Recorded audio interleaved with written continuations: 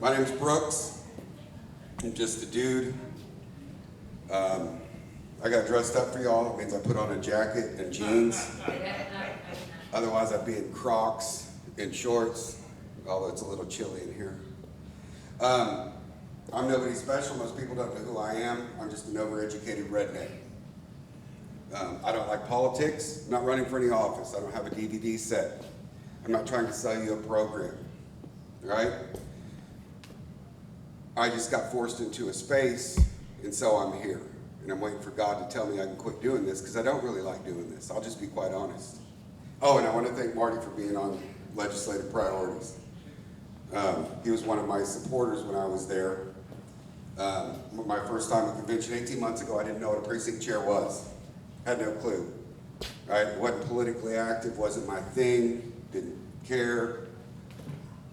I would lobby DFPS, which is Department of Family and Protective Services, CPS, which is Child Protective Services, and other organizations. And I'm kind of a smart guy, but I was naive and stupid. I thought if I went in there and told you, y'all are destroying kids, stop it, that y'all would go, not y'all, but you know, oh, okay, yeah, thank you for 50 years of research. Thank you for all that. Yeah, we should stop destroying kids. And so that's what I did for a long time. Then someone gave me a bunch of tinfoil. I made a hat, went outside, aliens put a chip in my head, and my eyes were open.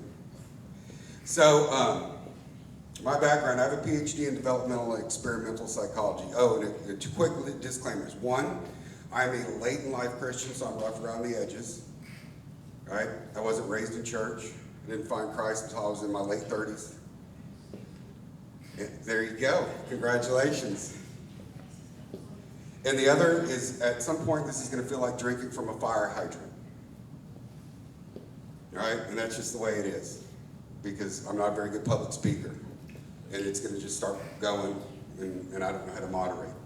So I have a PhD in developmental and experimental psychology. I used to serve as the assistant director of research for the TCU Institute of Child Development, now known as the Karen Purvis Institute of Child Development. When I was there, we developed an intervention for at-risk children, so foster care, post-adopt, abuse, neglect.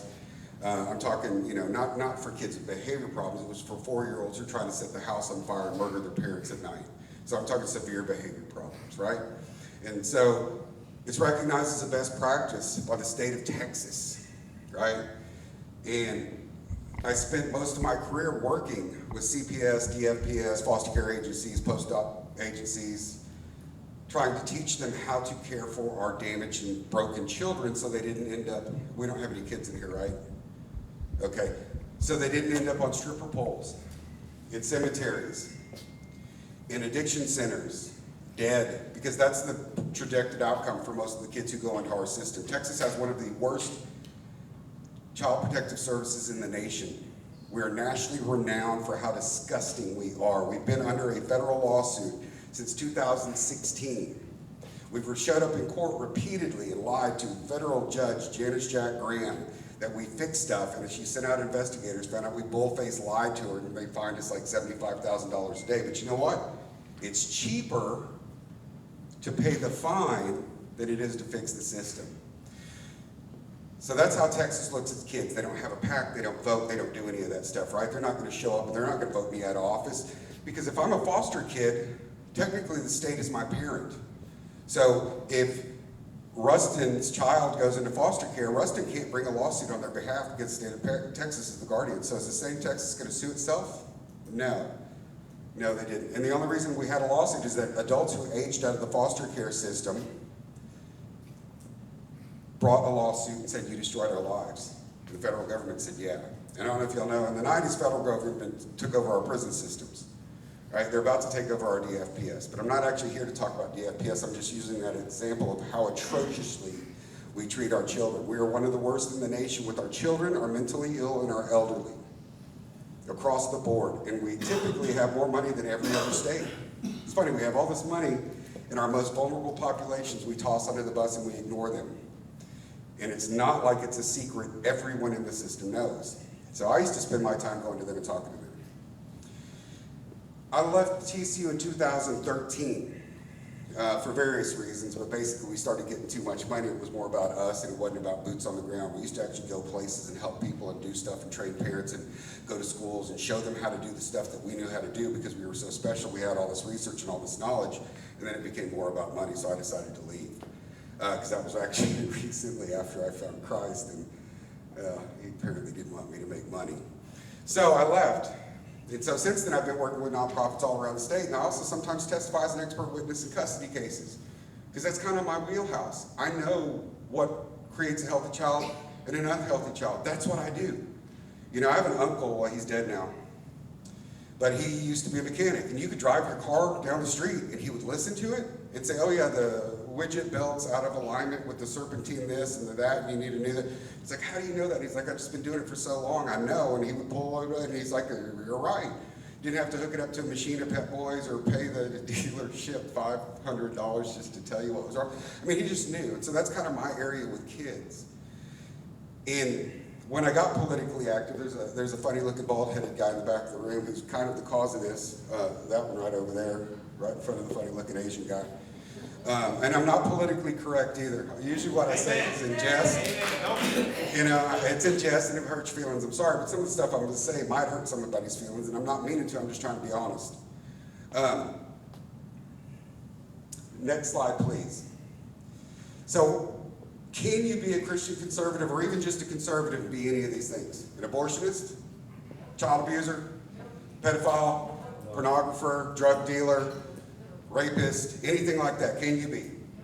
All right, I don't have to convince anybody of that, right? Because we could have the debate, but I'm pretty sure I'm safe with that statement. Because we're going to come back to that statement here in a little while. Next slide, please. So my area of expertise is called attachment. And I could be up here for 3 hours to even give you all a basic understanding of it, so I won't. But what I am going to talk about is if you've ever watched the Discovery Channel, and there's other show, but a guy, he's got like this, I don't know what you call it, ultralight, hang glider looking thing, and all these ducks follow him around. And when he goes flying around, the geese and the ducks would follow him, and he'd go home, and they'd follow him into the house, and all. They thought it was his mama, right? Because what you do with birds, it's called imprinting. So the first thing a bird, any kind of bird, sees when it hatches is mama.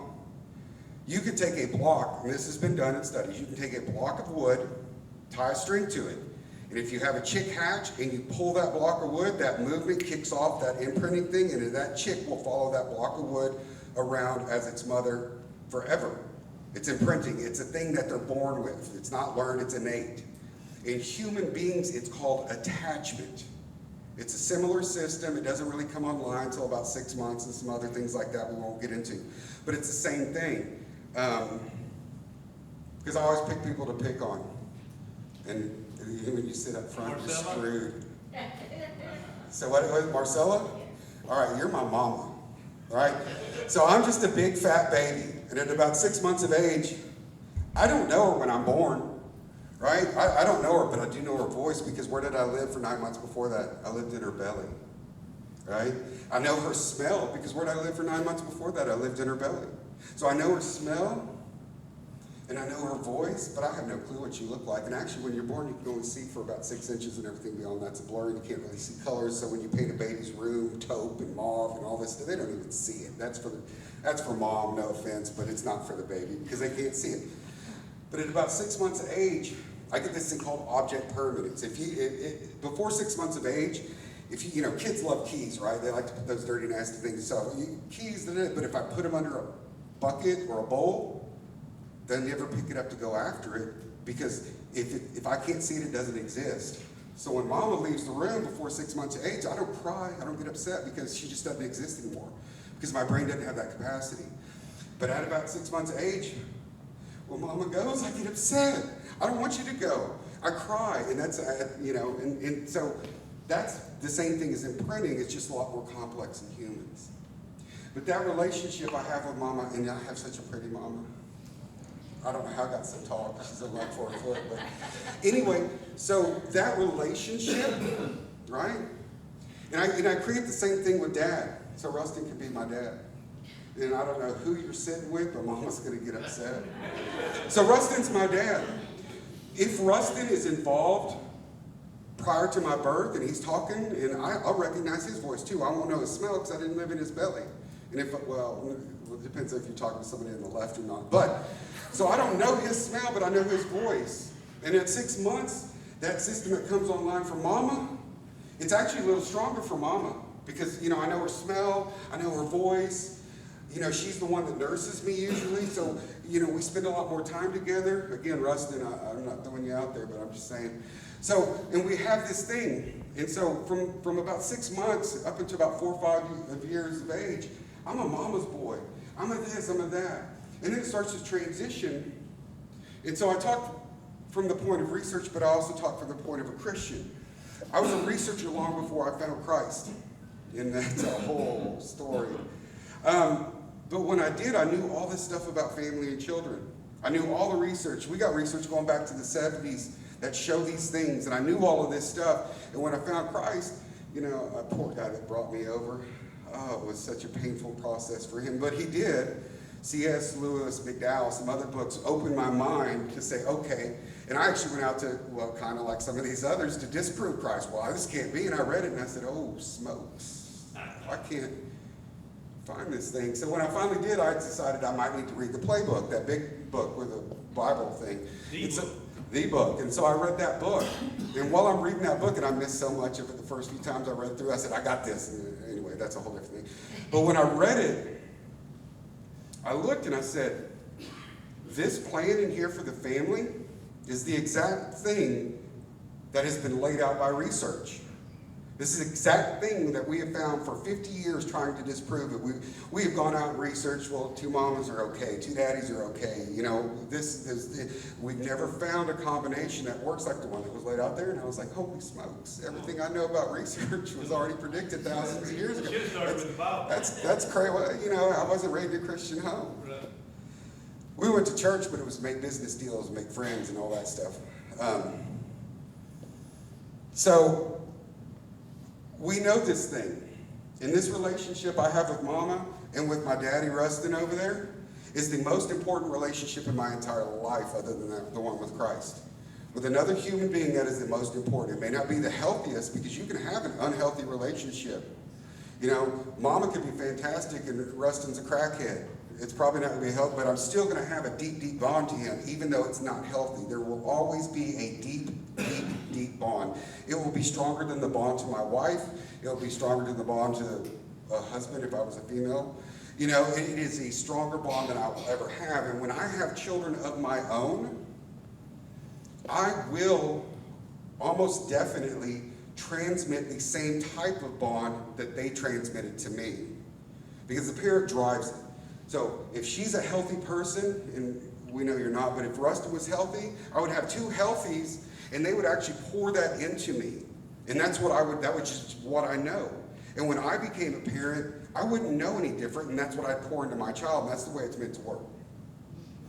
If for whatever reason, that bond gets disrupted, broken, damaged, it's going to affect me more than anything in this world, because for a child, that relationship, even when it's not healthy, is the most important thing. That is your world. Your entire world is based around that, because that's where I get my safety. That's where I get my security. That's where I get, and you take care of it. Because from the time I was born, when I cried, she patted my back. Well, it's not breastfeeding. Put him on a fist. Oh, it's gas. And she figured it out and fixed it, right? And as I got older, they started handing that over to me, and that's how I learned to deal with the world. If I don't have that, I don't learn how to deal with the world, right? And so we know from decades of research that if both of them are unhealthy, I have a much higher rate of all kinds of stuff: mental illness, broken relationships, homelessness, drug addiction, alcoholism, on and on and on and on and on. Every domain, I don't learn as much. I physically do not grow as much. My head circumference is not as big because my body is constantly under stress, so it cannot process food properly, and I'm not sleeping, and we grow while we sleep. So if I'm not sleeping properly and my body's not processing food, I can't maximize my physical growth. So it literally affects every single domain, right? We also know, next slide please. So these are all the domains. So we also know that when you remove a parent, we have those effects. So say you just come snatch me up and decide, I need to go live with Marty because you're the state and you think that's better for me. You're going to damage me, even if it really is, even if both of them are crackheads, dope dealers, whatever they are, it is still going to hurt me, but in the long run, it might be better because but there's a tipping point. But we've got a system in Texas, our CPS is unbelievable. The people who can, if I work for CPS, I have a badge and I'm technically law enforcement. I can come into your home with no warrant, remove your child if I believe imminent harm. I can literally do that. Otherwise, I can go to a judge and Marty gets to be the bad guy saying, you're the judge, hey, I want to go remove these kids. And most judges will say, sure. They don't say, show me why, tell me why, or whatever. Or we could say, tell me why. And I say, well, because I'm concerned about their safety and welfare. Okay, that's good enough for me. They'll sign off on it. Problem is, to be a CPS worker, get a badge, be law enforcement essentially, and do all that stuff, I don't need a degree in psychology. I don't need a degree in child development. I don't even have to have my own kids. I can be a 22-year-old punk fresh out of school who has a degree in nutrition, knows nothing about children, but got hired at CPS. Oh, no, I'm sorry, but they'll send me to like 2 weeks of training. Yeah, I went to university for 16 years to get my F and PhD. But anyway, what do I know? So I can do that, and I have absolutely no qualifications. Our CPS is notorious, and our foster care system is one of the worst in the nation. 60%, estimated 60 to 70% of children who are rescued from child sex trafficking rings in Texas, and we have two of the biggest states in the nation for that, come directly out of or were associated with our foster care system. So we are literally putting children in the care of the state, losing them. Oh yeah, by the way, our legislators have not mandated that we track children, so we don't know where they're at. Because we don't have the technology, because apparently they don't have Excel spreadsheets. So we don't track children. There's no responsibility to track them. There's no responsibility to track how many disappear. There's no responsibility to track how many die in state care. So when I met with some assistant directors and the director of CPS years ago, he said, what the hell? They said, well, honestly, if we tracked it, it would show how much we're failing. Yeah. So we don't track it, so there's no evidence. Because if you ask them, how many kids did you lose this year and how many died in your care and this and that, their response is an acceptable number. Well, what number is that? Well, there is no number, but it's acceptable because we don't know, and therefore it can't be unacceptable. That's our state of Texas. That's how we treat kids. All right, next slide, please.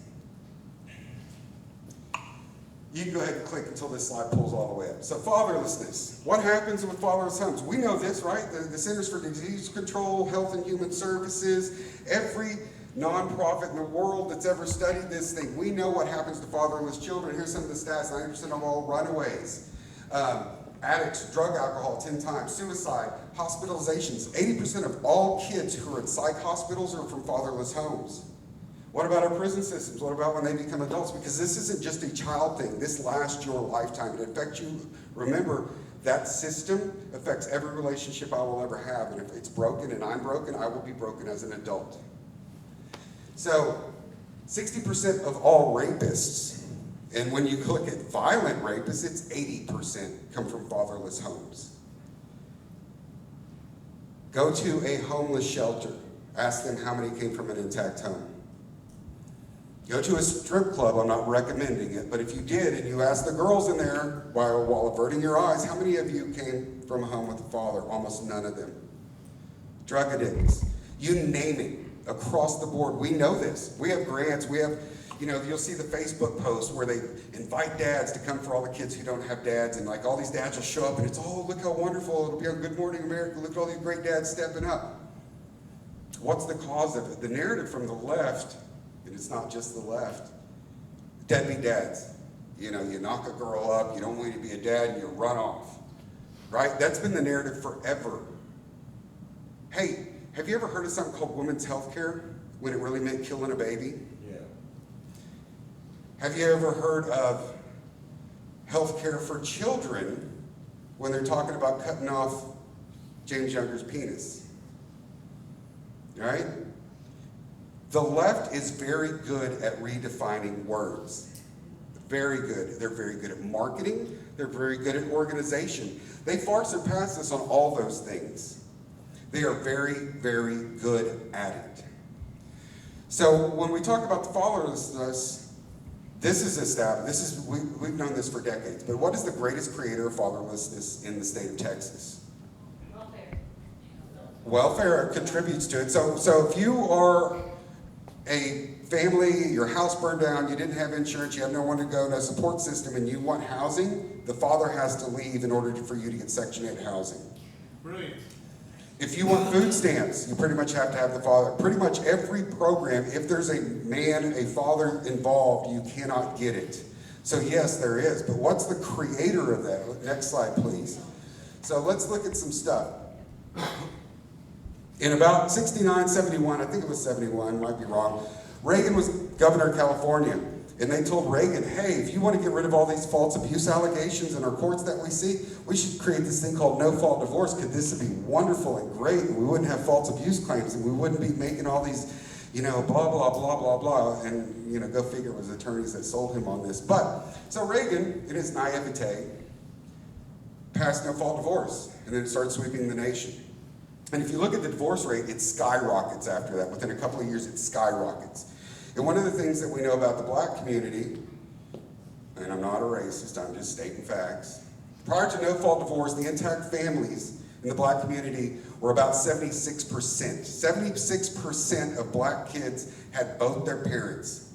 They were very traditional. Most of them were middle. After no-fault divorce, today it's about 24%, so it is completely inverted. And when you actually talk about researchers, if they don't know what you're really pushing for, and say, what's the biggest plague? It's the fatherlessness in the black community. And it's transgenerational, because the family broke, they're raised in broken families, and that becomes the norm. It's just normal not to have a dad. And it's normal to this, and it's normal, and it's devastated their community. Across the board, the divorce rate now is estimated to be 54% for first-time marriages and over 70% for second-time marriages. But what does that have to do with fatherlessness? According to the Office of the Attorney General, we have their stats. These are the OAG's stats. If you get a divorce, 7.3%, it's 7.3 or 7.8, so let's just call it 8%. Let's round up. Of the time, the father will be the primary caregiver. Over 90% of the time, it will be the mother. We know, and I'm not bashing women, but we know from research, prior to that school age, this relationship with mom is more important because I lived in her belly, because she's nursing me, because of the way my brain's developed and everything else. That starts to switch over at school age, about 4 or 5 years old, to father. Well, that just kind of coincides with the biblical thing of who's the leader of the house. Not trying to bash anybody, but it doesn't mean one is greater. We are equal. We serve different parts. I cannot do everything a woman can do. Our brains are functionally different. They're physically the same, but functionally different, right? So I actually start at about 5 needing a leader. And I wish I had one better than Rustin, but that's what I've got right now. So I need a leader, right? Because my life is starting to change. I'm starting to get I'm starting to do all these different things. If I don't have a leader, what happens? And so we have systematically removed the men. We have denigrated men for decades in this country. I use my bring home the bacon, fry it up in a pan. Anybody remember that commercial? Right? I don't need a man. I got this. I'm good. We've told women that staying home and not having a career makes you less than. And actually, it makes you more than. We've taken everything and flipped it on its head in this country. But one of the things that we've done is we've literally monetized the destruction of the family in the state of Texas. Next slide, please. So, in the state of Texas, if you're a man and you're going through divorce, you have a less than 1 in 10 chance of being primary caregiver for your child. And some women are sitting back going, well, what about the mom? What about the mom? I don't think anybody should be primary and somebody should be a weekend visitor. We know from research that unfettered access to both parents is the best thing if you must go through a divorce. And I don't believe in divorce because I'm a Christian, except for very specific circumstances. So we know from research, right, that a child needs both parents. But we don't do that, and we haven't done that forever. We make one a primary, and one a visitor. The definition of a fatherless child in these studies, in most of these studies, a lot of them are done by liberal groups because they're looking for funding. They just don't realize that the same stats are used to show the destruction of our families. So the definition of a fatherless child is any child who resides in a home without a biological parent. Stepfathers do not fill the gap, and often stepfathers increase the risk for children. Well, men are abusers, right? Everybody knows that, right? Men are abusers, we're violent, we're dangerous. Those stats have been bandied around for years. And the truth is, when you look how they measure them, and they've been getting called out over the past decade, so they're changing their narrative. But it used to be that men are abusers. Well, the actual statistics show that the majority of abuse in a domestic relationship, so marriage, boyfriend, girlfriend, 60% of the time is committed by the female. Right? More likely to abuse their partner. And when you look at the stats according to who is more likely to abuse a child, it is the mother. And for years what they did is they fudged it. So what they would do is say, my daddy Rustin over here yelled at my mama, and that's abuse. They call it family violence now. They have a term for it. That's abuse.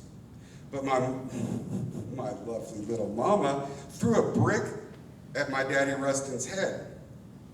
But that's not abuse, because Rustin's a big boy and can defend himself. So they literally redefined the terms when they started making these stats. And well, why would they do that? Well, we have VAWA, Violence Against Women Act. We have all these programs. There are so many programs and grants and money to address the abuse because it was created by stats that were fudged by. Hey, anybody ever see the research on COVID and COVID jabs when it first came out and they told you how wonderful it was going to be and how you only needed one shot and you'd be great forever? Think there was an agenda when they published that stuff? And then they told you only needed one backup. And then they told you maybe if you mix the shots, it's kind of like going to a bar. If you mix your alcohol, you'll be fine. Drink the dark, drink the light, you won't have a hangover, all that garbage. And so if you're not a consumer of research, you have to go look. And a lot of this stuff we have based is fraudulent. It's fake. It's not real. And so who would think this stuff is great? So here's a statement. The foundation has worked tirelessly to defeat the proposal to end no-fault divorce. So yeah, why would we want to end no-fault divorce? Why would we want to keep families together? Because we know it's the absolute best thing in the world. Why would we want to do that? So they fight against keeping families together. Extend the waiting period for divorce. Why would I want to extend the waiting period? I look at y'all are mad, she's mad, you're mad, y'all want to get divorced. I don't want to extend that, because if I'm an attorney and y'all have to wait 6 months, you know what? You might work it out. And I just lost $50,000, $60,000, $70,000 income. I want you when you're hot. I want you when you're mad. I want you when you're angry. Because if I make you wait for 6 months, there's a very high probability that you stay together. Oh, research also shows that families who stay together after filing for a divorce but do not go through it actually have stronger and more intact marriages than families who've never filed for divorce. So anyway, I don't want that, because I want your money, because that's how I make my livelihood. Impose a presumption in favor of the unworkable 50-50. Oh, research also shows that if you do get divorced, your child needs unfettered access to both parents, unless there's a danger, unless you're really going to kill them, break an arm, something like that. That is what's best for child. But if I'm an attorney and that's the norm, there's nothing to fight over. And if anybody's ever had to hire an attorney, every time they file a piece of paper, answer an email, or do anything else, they get to bill you $350 an hour. If there's no conflict, I'm not going to get your $50,000, $60,000. Oh, I'm sorry, Jeff Younger spent like 1.5, almost $2 million in his. So I'm not going to get that money if it's a presumption and everything's equal. I just won't make it. So I need conflict. I need to make this as acrimonious and biased and vicious as possible, because the more I have to go into court, file paperwork, the more you paid for my boathouse, my boat, my kids' graduate school. I love you. I love you people. Because nobody will fight over a 2014 Dodge Ram like they'll fight over their child. Right? Nobody's going to fight over a house like they're going to fight over their children. And I know that, and attorneys will come out and say that. And if you ever have to go through family court, or you have a relative that does one, the first thing that they're going to say to you is I need to see your financials. Well, why? No one's filed discovery yet. Why do you need my financials? Because I need to know how much you're worth. Because I need to know how far I can drag this out. And then I'm going to ask you, do you own your house? Do you have relatives who have money? Do you have any kind of thing? Do you have a 401k? Because what I'm already planning is I'm going to milk you. Then we're going to milk what assets. Then we're going to take any loans that we can get. And then when we're done, then we're going to settle. So I don't want the 50-50 and so much more. So this is the Texas Family Law Foundation. Well, who are these scumbags that profit off the backs of broken children? Oh, wait. Oh yeah, they are the lobbying arm of the State Bar of Texas. This is the lobbying arm for the family law area of the State Bar of Texas. And they will brag on their page how they have killed every family law reform bill that has ever come up that would affect your income as an attorney in the family law area.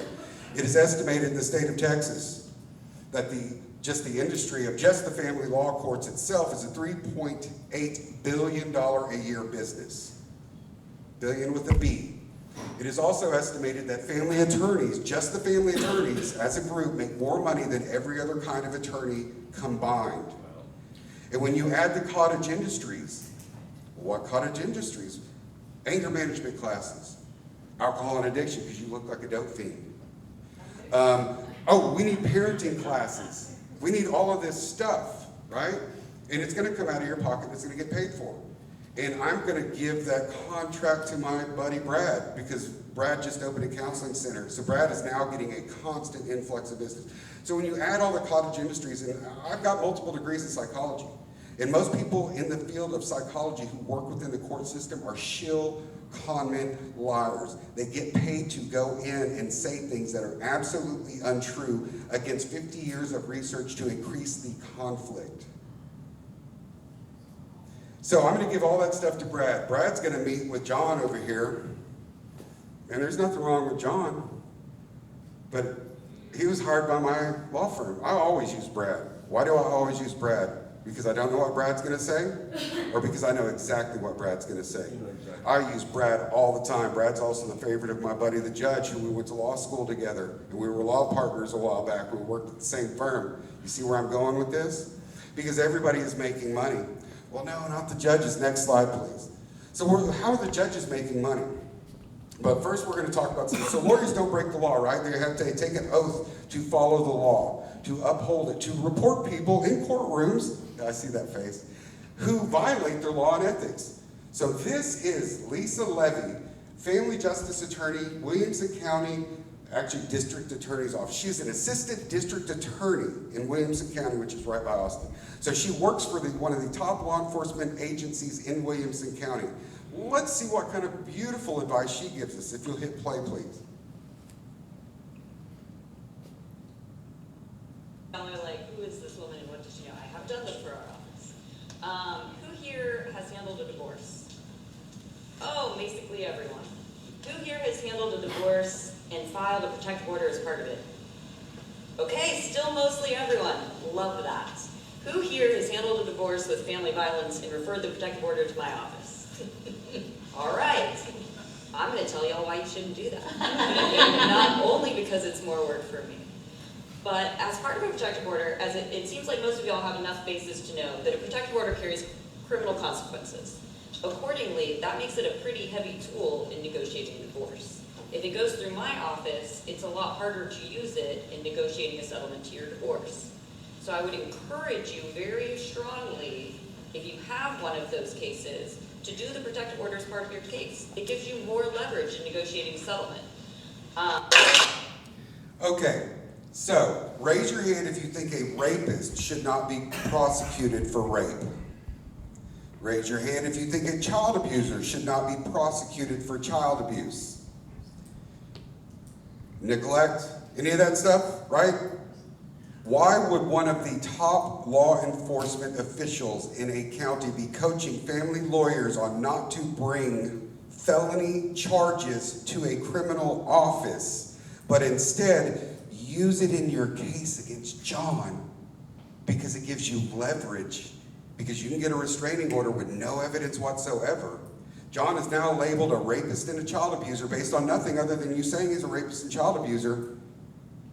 And it will generate so much money because, John, you were going to have to fight like hell. You were going to have to sell everything. You're going to have to live out of the back of your car, and you were going to have to feed the system.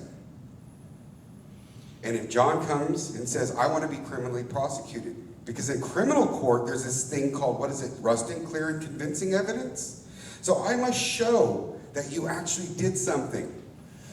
In family court, it's called preponderance, right? We got a preponderance, and what that means is, I think you did it. John, you look like a rapist pedophile, so I think you did it.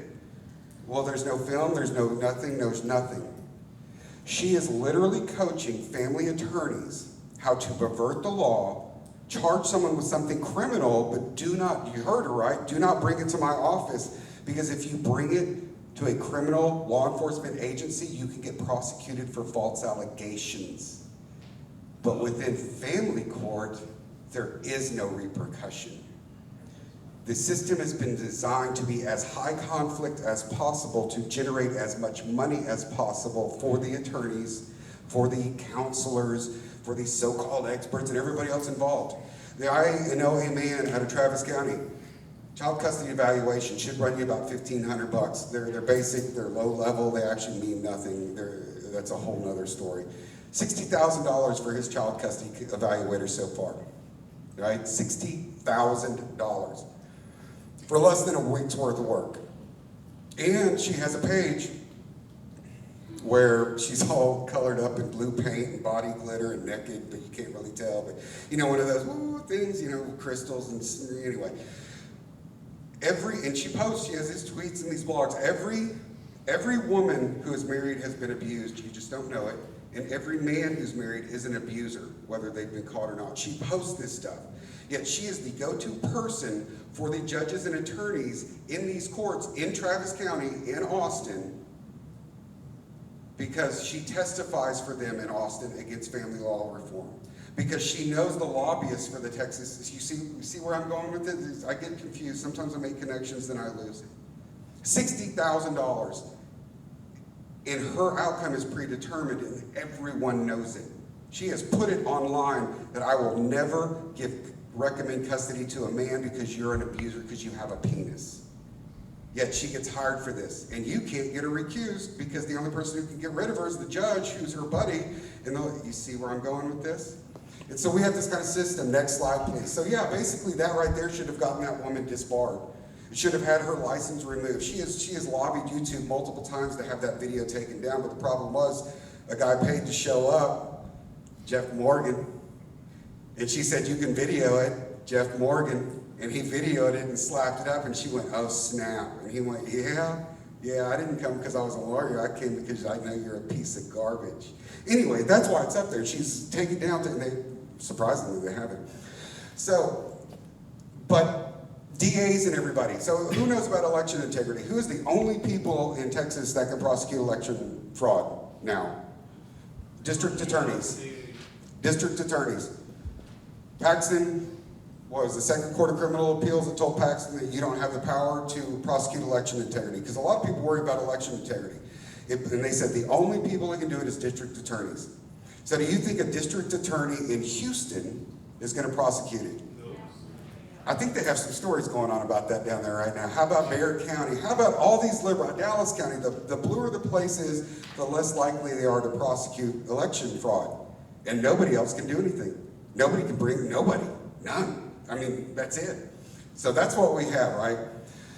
But not our DAs, not our red DAs. They're not corrupt like that, are they? Well, I don't know. Here's a letter I got from a guy. I was just in Tarrant County last night speaking. This is the Tarrant County District Attorney. Next slide, please. And this man brought charges, felony charges, multiple felony charges against attorneys and other people who act within the court system. Now, there's an outside chance that this district attorney knows them because it's a very small club. Well, let's see what happens. So the police write back to him and said, I spoke to the Tarrant County DA's office regarding your issue, and they advised they would only accept or open an investigation into your claim, and perjury is actually not what he claimed. He claimed multiple different things, and they just reduced it to one thing. unless at the request of the presiding judge. And since that didn't occur, your case has been closed. So what they told him was, yeah, you listed 7 felonies, gave me evidence, gave me transcripts, gave me basically pictures of people snorting, never mind, I was supposed to say appropriate, doing bad things. And we're not going to prosecute it because the judge doesn't want us to, because he knows all these people. Oh, and by the way, our new DA knows the judge and all these people. And they're all friends and they all belong to the same club. So when we talk about these DAs in these blue counties, our DAs in our red counties don't do it either. This just is an election fraud. This is felonies in other areas. Next slide, please. So, family courts, attorneys, psychology professors, so who oversees these scumbags? All right? So who oversees these people? If you go to the police and file a charge against an attorney, they'll tell you to contact the State Bar of Texas. The same State Bar that I just showed you lobbies to keep divorce as easy as possible and as high conflict as possible, which destroys children. Right? The State Bar of Texas is not a law enforcement agency. They can't bring charges. All they can do is threaten to pull your license. And they almost never do. They almost never do. Why? Because they're all in the same club. They don't do it. So the sheriff's office will literally tell you to file a bar complaint. And the State Bar, when you call them and say, I have a criminal complaint against an attorney, you know who they'll tell you to call? The sheriff's office. It's like this twisted circle, and I'm laughing because otherwise I want to do something. There is no oversight. It's called self-governance. They brag about it, how they kill bills to have outside governance. So when we were trying to get rid of abortion, reform abortion, raise your hand if you think it would have been a good idea to take a bunch of people off the Planned Parenthood committee, the director of Planned Parenthood, and let her decide how to reform abortion. Because they know best about it, right? They're experts in it. Okay, so how about drug dealers? So I got some dudes slinging crack downtown, on the street corner. I should actually make a committee and put them in charge of deciding whether or not they commit a crime, because they know more about drug dealing than I do, right? I mean, that's the same logic that we have at the State Bar. But the problem is, they're not going to prosecute their friends. They're not going to take their friend's corner or license away from them. There is no other organizations, well, other than our legislators, that self-regulate and self-govern, right? So there's no recourse for attorneys because you're really not going to get it. So what about the judges? We have the State Commission on Judicial Conduct. If you have a complaint, you write them a letter and you say, hey, I've got evidence, I've got this, I've got pictures, I've got them screaming at me, calling me names and saying, I'll never rule in your favor, I violated your civil rights, what are you going to do? And that has happened. There's been evidence of judges saying, I'll violate your civil rights all day, what are you going to do? You file a complaint, it is the same thing as the bar, it's self-governance, it's run by other judges and attorneys. And they are not a law enforcement agency. And if you call them to report a crime, they'll tell you to call the Sheriff's Department. And you call the Sheriff's Department, they'll tell you to call the State Bar.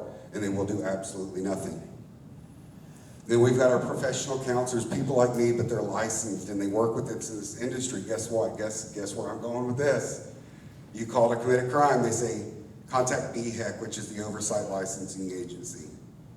And BHEC will look at you and go, didn't see nothing here. We have created a system, and when I say we, I'm talking about, and not all attorneys are scumbags. We know some awesome ones. Britton Brooks is an SREC out of the Collin County area. He practices family law and he testifies for change because of the corrupt system. He will go on podcasts and talk about the utter corruption of it. But there's very few of those, because when you do that, you slam your career. Your career is over. You are done. So not all of them are scumbag pedophiles. And I use pedophile just because pedophile is child abuse, and they are literally committing child abuse when they do this to a child and take them away from a parent. Not because you're unsafe. You're not unsafe. But you're profitable. And I will destroy your child's life and ensure that they have broken relations and drug and alcohol risk and all that stuff, because it will pay my bills and it will serve my purpose. And that is the system that we have with our divorce. It is also the system that we have with our CPS and DFPS. Because they're the same courts that handle this. Next slide, please. Why? Why would they do this? Why would the state of Texas allow it? So, here we're about to go down that rabbit hole. So Clinton signed the Social Security Act, right? Because Clinton was a great bastion of family values. So he signed the Social Security Act. And within that, and it looks really great, and a lot of the stuff looks great on the surface. So we want all kids to have child support because you're a deadbeat dad. Even though I actually removed you from your child's life and I put a restraining order on you, wouldn't let you see it, you're a deadbeat because you're not seeing your kid. So you need to pay Francis a bunch of money. Well, within that Social Security Act, me, the state, every time I tell you you need to pay money, it's called enforcement. Hell, when I pull in the parking lot and park, I can charge that as enforcement because I had to get in the parking lot to do my job to tell you to pay the money. Well, we know how they do accounting, right? So for every dollar I spend in enforcement to get John to pay, and again, I can fudge those numbers, I get 66 cents on the dollar back from the federal government. They literally pay the state for me to put John on child support and say I'm enforcing stuff, right? So I get paid. Texas, we have about 17.1% of the population in the United States, or I'm sorry, of all federal funds, we have 9% of the population. We make more in federal Title 4D funds, that's the money the feds give to the state for putting parents on child support, but I can only put him on child support if I separate them. If y'all had 50-50, it'd be really hard for me to say that you need to pay a bunch of money. So I get that money. We make double any other state in the nation. We are #1 at bringing in those federal funds. We make twice as much as California, which I think now has 11 million more people than us, a higher divorce rate and a higher single mother rate. How in the world do we do that? Because we're good at destroying families. And some people say, I don't care about children and families, so what? Screw the kids, whatever, mine are grown, I don't care, I just don't like kids. Well, these funds come out of the Social Security Fund. They are paid out of Social Security. And Texas makes an estimated $500 million, $500 million a year on breaking families and removing fathers. $500 million. And we got an $89 million bonus last year for exceeding the goals. You only get a bonus when you do more than the previous year.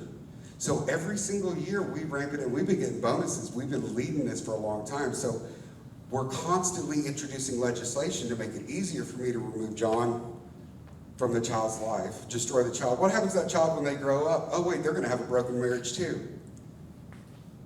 Oh, but we don't care about that. So within our family code, and I've talked about some of this stuff, we'll go to the next one.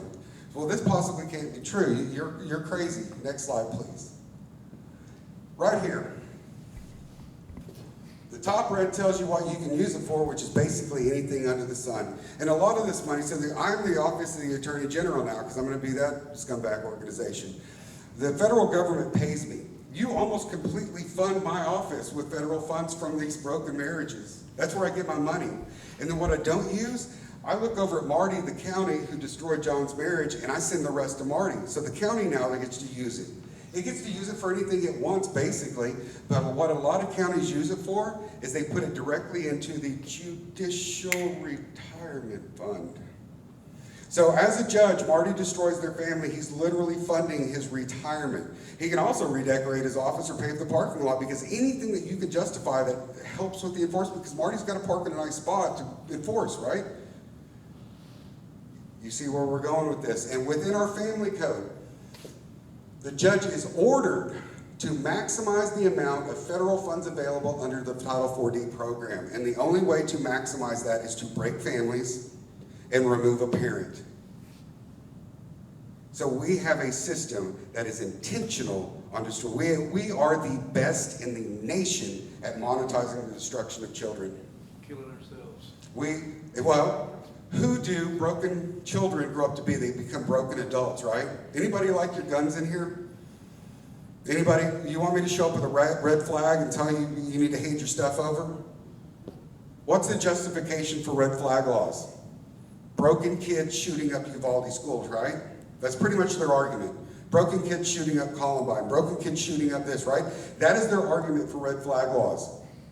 Because we are handing them broken kids who shoot up in Uvalde through this program.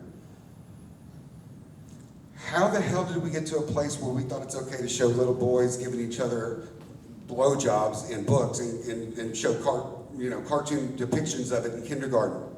Because those broken ass kids that I'm talking about have grown up and sit on school boards. They work for the TEA. They are your state reps. They are the people pushing this. When I was a kid, you couldn't cuss on TV. If you said damn at 7 p.m. on NBC, you're canceled, everyone's fired, that director will never, that producer will never, everything, the FCC's, everyone's coming after you. Now you can show simulated sex at 4 o'clock in the afternoon on basically any channel as long as the male's penis is flashing. And you can use every compound word I used in the Navy openly. When I was a kid, had they talked about doing what they're doing in schools today and what they're doing to kids today, the left would have taken a baseball bat and beat you to death. But we have normalized sin to a point in this state, I'm not even talking about the country, this state, that it's acceptable. I'm not outraged, it's okay. And we are rolling out mental health care in schools. If you don't know about that, raise your hand. We're expanding mental health care in schools. And if you haven't seen Mind Polluters, watch it. So in Mind Polluters, they talk about this crazy ass plan where they're going to expand mental health care in schools. Then they're going to bring in dentists and doctors because it's so much easier for you to bring little Billy. We'll take care of his boo-boos and his scratches. We'll check his teeth and all that kind of stuff, right? But we're also going to have a primary care physician or a registered nurse who can prescribe medications.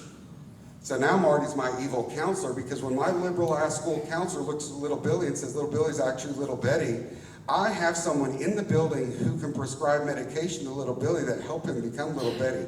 And if you read in many of the counties in this state, if you read the beginning of the year consent form, it says in there that they can take any medical actions that they deem appropriate without calling you, notifying you, or even letting you know, including mental health and shots and immunizations. So they can jab your kid without you knowing. They also don't have to share it with you. They don't have to ask for your consent. And when I was in March, April, May, right before the convention, I was down in Austin listening to the pub ed hearings. And the lobbyists were in there all day long talking about what they want to do. They literally laid out the plan in Mind Polluters, saying it will be so much easier and so much beneficial for these parents to one-stop shopping.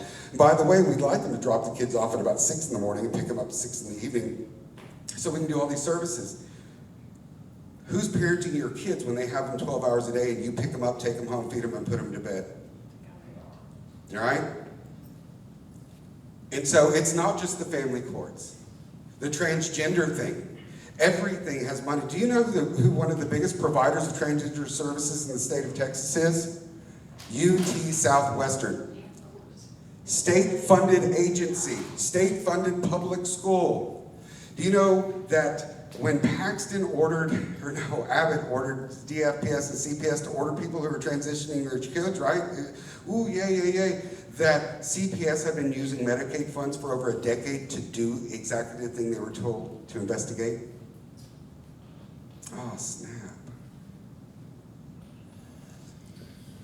How did we get here? This is exactly how we got here. These broken kids, these destroyed kids from destroyed homes, are sitting in positions of power, are running nonprofits, are running these agencies, are benefiting from it. Money, money, money. Everybody is making money. That's exactly where we're at. Next slide, please. We're going to skip that because I don't have much time, but that's just how much we pay. Y'all know Jeff Younger's case, right? Yes. Who stepped in to stop it? Name the legislators who jumped in and said, no, this is insane, remove that judge from the bench. Anybody? Bueller? Some people got that. Right? How many of the judges, how many of these red county judges, because it's certainly not our judge in this county, and certainly not in the county, really? How many of them signed a petition and said this is an abomination and perversion of the law, and this judge needs to be removed from the bench? How many? Anybody ever hear of it? No, not a single one. That's the problem. Because I don't want to come and correct you in your court for fear of you're going to come and correct me in mine. And when you're talking about family court judges, what was I before I was a family court judge? And not everyone is a piece of garbage. So if you know one, he's a good one, great. But I was a family attorney before I was a family court judge. I made my money off destroying your family before they gave me a black dress. It didn't change my ethics. It just gave me clout. Next slide, please. We're not going to bother with Crazy Kate, but you can pull her up online. Immunity. Everybody has immunity, right? All the pharmaceutical companies have immunity. When you get that blood clot die, they have immunity. Judges have immunity. Attorneys have immunity. People who practice in the family court, crazy ass psychologists who show up and say, no, it's really Betty. It's really Betty. It's not really Billy. We need to cut that penis off. Have immunity. You cannot prosecute them. They'll tell you to go to their licensing agencies And we already talked about that. Next slide, please. Immunity for all. I mean, we have it in everything. We have it with the pharmaceuticals, the gender mod, right? Do you think someone's going to sue UT Southwestern? Do you think Texas is going to let their own school system be sued for gender modding kids? We're funding them to do it. And then we're turning around saying, yes, we want this to stop. Yeah, we're going to give them another $5 billion, right? We've been lied to over and over and over again. We are not a conservative state anymore. We are a rhino, shake hands with the far left as long as you're paying my bills state. There's very few. Brian Slayton's a badass, Cody Vassu's a badass, Bob Hall's a badass. We've got some, but they are so far outnumbered by the ones who will lie to your face, and they're not even getting to the point where they're lying. They're posting online. We don't care what our constituents want. You sent me here, I'm gonna do what I want. Whoa, Dave Phelan, rock star, right? And one of the things that we get is people in their counties think, well, not my judge, not my this. That's because you see him and he shakes your hand and he's nice to you, right? There's people in Dave Phelan's district that think he's conservative because they don't know. But if we know that there is corruption, I'm talking federal all the way down, but our house is a hot effing mess, right? Our Senate not so much, but our house is a hot mess. It is disgusting. It is a mess. And if our house is a mess, what makes us think that our judiciary is not, just because they're in my county? And well, I've got a friend who's a family attorney, and they say this, well, ask them, how many times have you filed complaints on judges because they violate the Constitution and family court on a daily basis? How many have you done? Well, you know, it's complicated. Complicated means I haven't done it, and I'm not going to tell you that, but I'm going to bring myself in a certain way. How many judges have you turned judges? How many, they know what happens. They have an oath to turn each other in for corruption, but they don't. How many have you heard about? None. Why is that? Because I'm part of a system that benefits me currently. And if I'm a pedophile and I run a daycare, am I gonna, and I have an open spot, am I gonna say, hey, let's hire a non-pedophile? No, I'm gonna bring in a pedophile who knows the game. And that's exactly what our family courts are. Everyone knows how corrupt it is. And you will not get nominated to run if they think you're gonna turn over the apple cart. You get brought in knowing this is how we do it, smile, nod, and you know, praise Jesus when you're at their meetings. Some people get angry at me. Next slide, please. We're not going to go this. This is a definition of child abuse in the state of Texas, and it literally is the thing that happens daily in family courts. It is literally the thing that happens daily. We can measure it, we can observe it, we know for a fact it happens. But again, who's going to prosecute a judge who they went to school with? Next slide, please. So again, we wrap up with the same question we started. Can you be a conservative and be any of these things? You forgot the word Christian. Yeah, you know, I'm putting the bar low. Christian conservative's a high bar, but we have a lot of judges. I spoke in Tarrant County last night, and some people got angry and left because I was talking about their friends, because I named them specifically. Kate Stone, Judge Newell, Paulos, they're all conservative Christians, and they supported him. They campaigned for him, and when I told them what happens in their court in specific cases that I have literally witnessed with my own eyes. I do a lot of court watching, and when I see you go in there and do horrible things, I will show up in your county, I will name you by name, and I will invite you to come on stage and show me where I'm wrong. And to date, I've had none take me up on that. But I don't call out Democrats, because Democrats hate your children and they don't hide it. They hate your families and they don't hide it. They want to cut off penises. They want to destroy your family. They want to destroy the fabric of society. Because from a spiritual standpoint, if I'm the enemy, I have to take the leader out of the household to take over. I need weak families. And I'm not saying if you're a single mom, I'm not bashing you. There are things that happen, and I understand that. You know, David, a man of God, murdered somebody and committed adultery. You know, so not everybody's perfect. I'm not bashing you, but what I'm saying, if I want to take over, I need to remove the man. And we have systematically done that for decades, and we are reaping the benefits of it, and we wonder, how the hell did we get here? And now we have a money trail, we have everything. This is exactly how we got here. Because we let our friends, our Republican judges, our family law attorneys, and all those people, they are making a killing off of it, and then coming up and doing our little prayer groups with us. Oh, Jesus, thank you so much. Da, da, da, da, da, da. And when you ask them, they will never answer your question straight, because they know. And I believe Christ addressed that and said, someday you'll come to me, and I'll look at you and say, I don't know who you are, bust your feet, go away. That's not quite the quote, but you know what I'm talking about. Yeah, just because you tell me you're a Christian means nothing to me. Tell me you're a Republican, that means even less. You tell me you're conservative, because I want to see what you're doing. Are you out there? You know, if I walk out and someone is raping a 3-year-old on the sidewalk, I'm not going to pray for you, I'm going to bash your head in. I hope you get Christ in the next 30 seconds, but that's what I'm going to do. But we don't have that with our Christian conservative judges and politicians. We've got so many rhinos in the Metroplex, it's unbelievable. But they all want to post, you see them post their picture of the sunset in the distance with their little scripture up there. And then they come back and want Democrat chairs. Why do we put Democrat chairs? So that we can kill bills and I don't have to take responsibility. Yeah. Come on. So I can tell you I'm a Christian conservative, but well, if it had come to a vote, I'd have done it. Lying sack of garbage. And that's just it, you know. We have sheep, wolves, and sheepdogs. We don't have a lot of sheepdogs. Bob Hall, Brian Slayton, you name it. Yeah, like I said, we got some badasses out there. Tenderhold, and they're going to pay a price. They've already tried to sanction Slayton. They're going to go after them for upsetting the apple cart.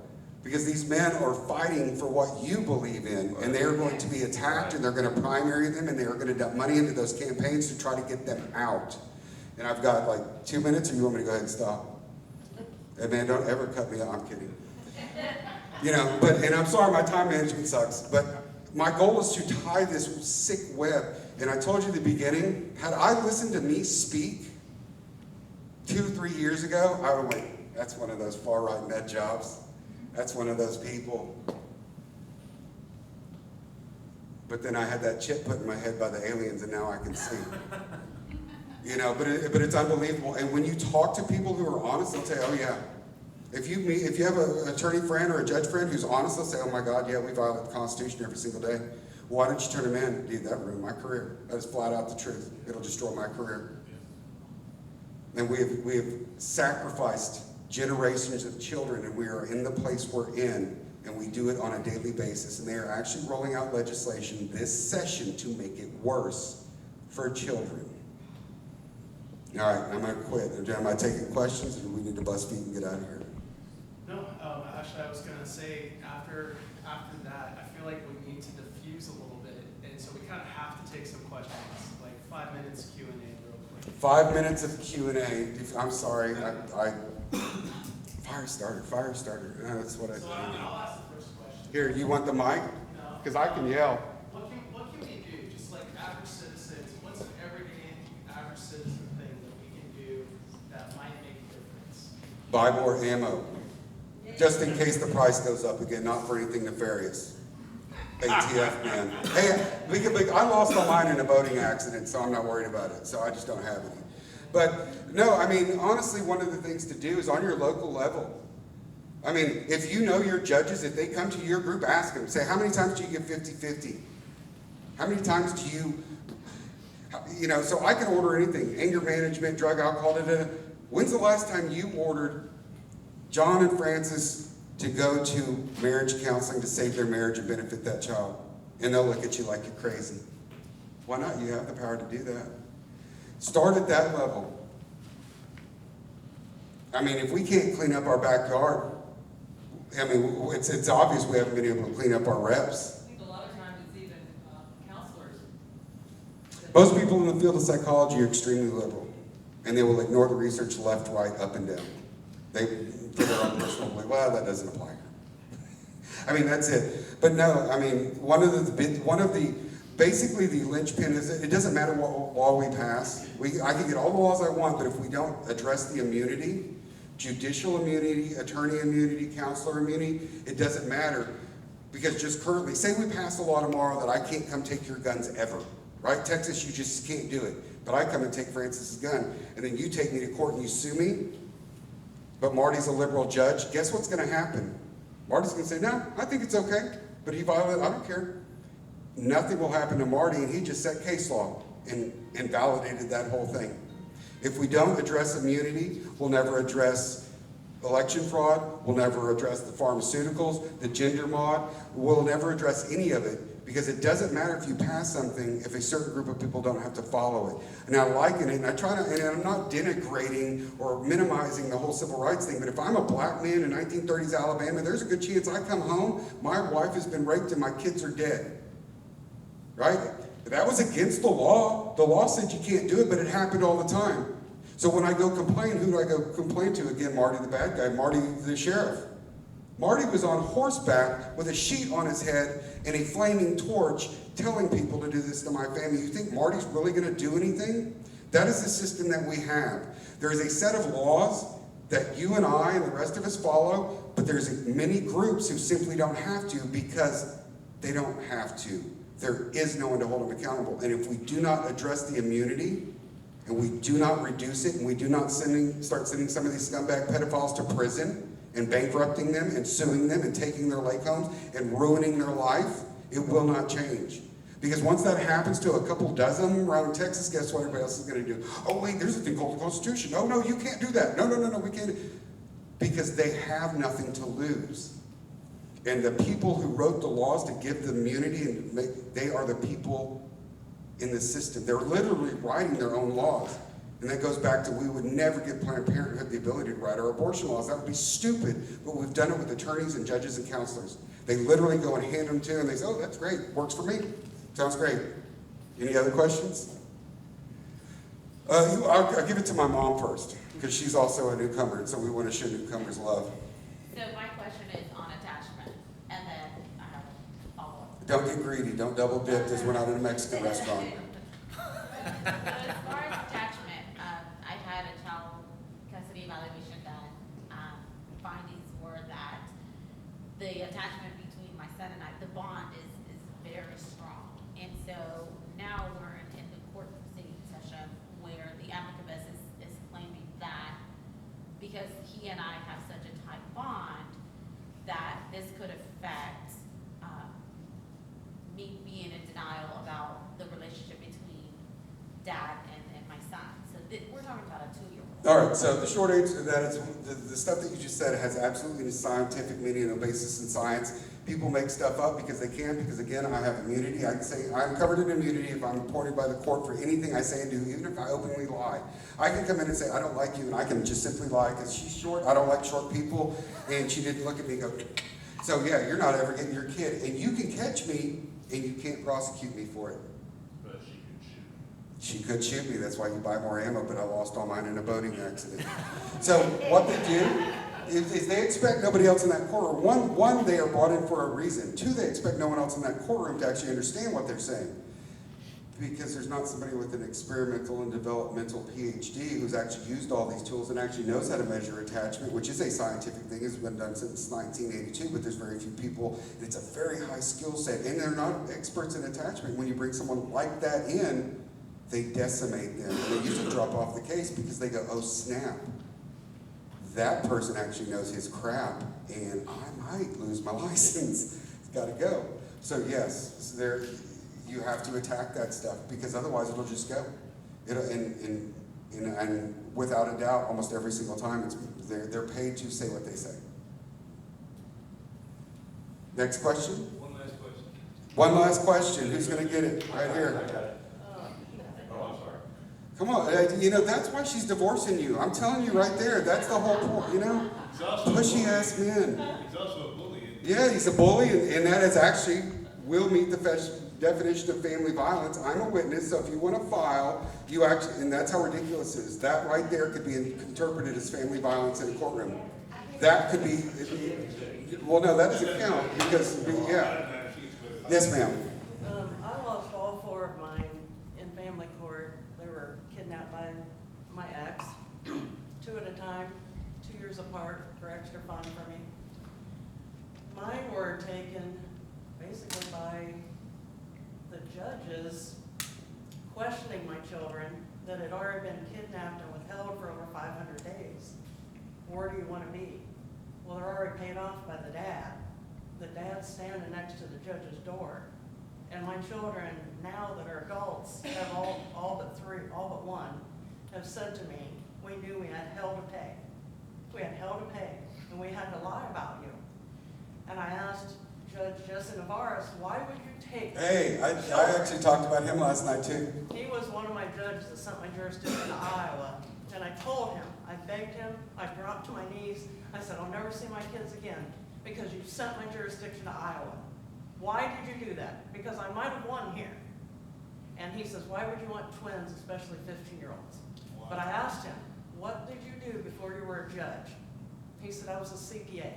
I said, how many kids are you taking into chambers? He goes, all of them. I said, I don't think you should be taking alienated children that have been indoctrinated by one parent into your chambers. So a certified public accountant is making life-changing decisions for children with no background in psychology, child development, or anything else. No, that sounds working just as planned. Because people will say to me, our system is broken, and I tell them it is not broken.